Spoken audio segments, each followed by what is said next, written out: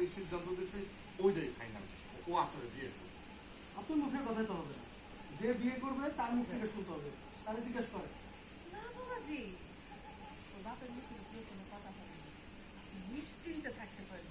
রিয়া,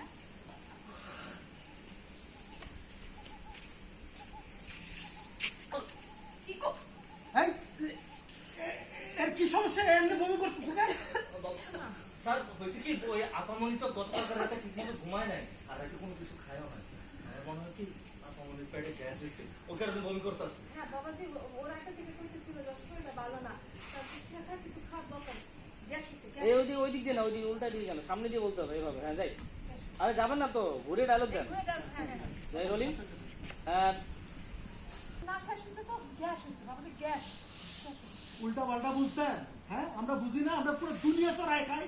একটা যুবতী মেয়ে যেমনি বমি